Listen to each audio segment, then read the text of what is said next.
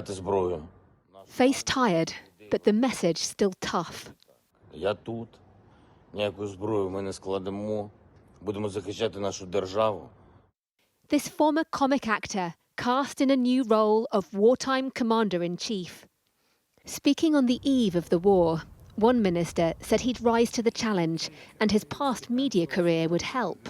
He already a president for around 3 years, and he learned a lot.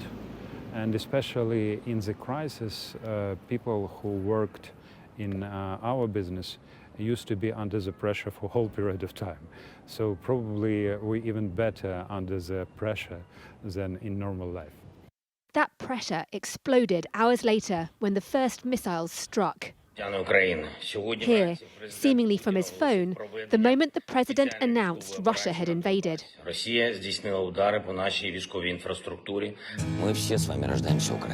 Hard to believe this was him just a few years ago, playing the role of a politician who becomes a leader. Now handling the gravest security crisis in Europe for real. On the deserted streets of Kyiv, there's new support for their TV star turned statesman. I think our president became a real leader since last 48 hours, because before I was not quite happy about him, but now his attitude much more appropriate, and he is example of courage to our people. Я думаю, что он достойный лидер, несмотря на то, что я голосовал не за него, но я не против того, что президент Зеленский у нас. The president knows regime change is Vladimir Putin's ultimate goal, but if that threat scares him, he's not letting it show.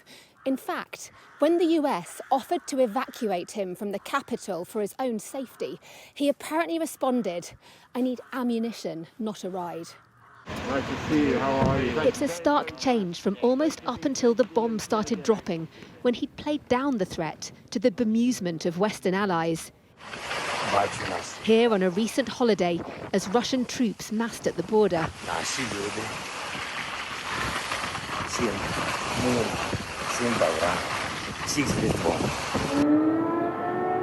Yet when that optimism was shattered, the president didn't shy away.